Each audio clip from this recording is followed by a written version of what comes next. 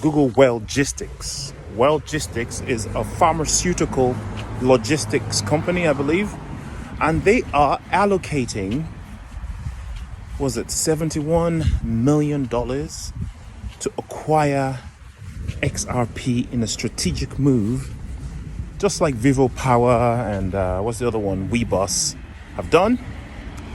And they're so desperate to do this, should I use the word desperate, that they have taken out a line of credit to fund the initiative, i.e. they're borrowing money to buy XRP. Imagine that. So whatever line of credit that they're able to get, they're calculating that XRP is going to pump in such a way that it's still going to be worth it once the the pump happens, whatever it is that they're banking on. We're about to enter a golden age, or some kind of gold rush, XRP rush, so to say, when we're going to see companies take out loans, lines of credit, in order to do the exact same thing. That time is coming. And that supply shock that I talked about yesterday, it's closer than you think. And that's why I keep saying we're starting to run out of time. Again, if I went to my bank now and I asked for a line of credit to do this, obviously I would be refused because I'm a financial civilian, effectively. I'm not an accredited investor, and I'm not a member of the little sort of predestined billionaires. But, what we can be is accidental billionaires. Dollar cost averaging, front running these guys. Obviously not financial advice, do your own research. DCA HOLD. As you can see, these companies are not limited to just being banks. We have banks, hedge funds, pharmaceutical companies, travel logistics. Now imagine how many companies are there in the world. I forgot to mention the pharmaceutical company I just mentioned a minute ago. It's just escaped my mind again. That's actually in the United States. So not Dubai, not the Chinese company that is WeBus, I think, but an American company. So yes, that floodgate is about to open as well, of American companies grabbing XRP into their treasury. Man, shout out to the British weather. But even if the weather is not that great, the price of XRP is great. I saw a comment in my last video. People say, why is this guy saying that XRP is looking good? Hey, look, XRP is up 5% today, and it's Sunday. We're gearing up for a beautiful week coming, starting tomorrow, I think. We're going to start to see, I think, more and more news come out about people who are seeking to use XRP as some kind of strategic reserve. We're going to hear about more companies drop the news. We're going to hear about more and more companies in maybe the Middle East start to talk about tokenization of real world assets.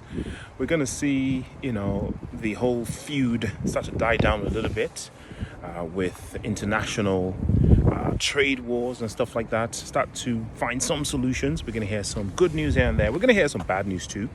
And of course, that's going to affect. The whole point is it doesn't matter really what's happening in the short term. What's more important is what's going to happen in the mid to long term, and the inevitability of the fact that XRP is going to the moon. It really is going to the moon. And you see me smiling like this, even though some people are worried. That's because I've been in this crypto game for a little bit now, and I'm kind of used to the ups and downs, the liquidation events, the slow weekends, and people moaning about the same thing when the same thing happens over and over and over again. So I'm dollar cost averaging and I'm hodling. Another thing that a lot of people have forgotten, or maybe if this is your first cycle, but people don't realize that we have a saying, sell in May and go away. That's because the summer months are usually very, very boring. Things move sideways. It's not just crypto or stock market and stuff. Normally, even like retail's boring. I have a business where I sometimes sell stuff on Amazon, and that is dead at the moment because people are on holiday. People are sort of chilled, and the month of June, July, usually boring as heck, right? We're only having a lot of activity now because we have, these things happening in the United States. We have, this feud between Elon Musk and Trump. We have the Trump tariffs. We have the ridiculous 300 trillion, whatever it is, that the United States deficit is up to now. And just like the global collapse and the ETFs and everyone running up and down trying to secure their funds is why we're having all these activity in the first place. Normally, now it's just quiet and dead. But we're having this volatility, and it seems to me that the dumb money, which is what I call retail now, doesn't understand that 5% swings, 20% swings are absolutely normal. So you see people rejoice when we get a 5%, 10%, 20% pump, and then all of a sudden they get depressed when we get like a 2 to 3% dump. And you've got to learn to control your emotions. You've got to learn to control your emotions. Otherwise, you're not going to do well in this industry at all. Emotional control is key. Yeah, hence the fear and greed index. And if you look at the fear and greed index, the thing is like a yo-yo, up, down, up, down, up, down. And do you know who's not affected by this? Warren Buffett of the world. Larry Finks of the world. These guys are not affected by the fear and greed index. In fact, they look at the fear and greed index and they capitalize on it. In fact, they probably have a level of control on the fear and greed index. They know how to get FUD out there and news out there that's going to yank at the heartstrings of dumb money to cause this. And like someone said in one of my videos, a lot of this is just theater. What's going to happen is already been agreed upon by those that have the power to enact a few of these things. And as retailers, all we can do is, you got it, dollar cost average and hodl. Not financial advice. I'll see you in the next one.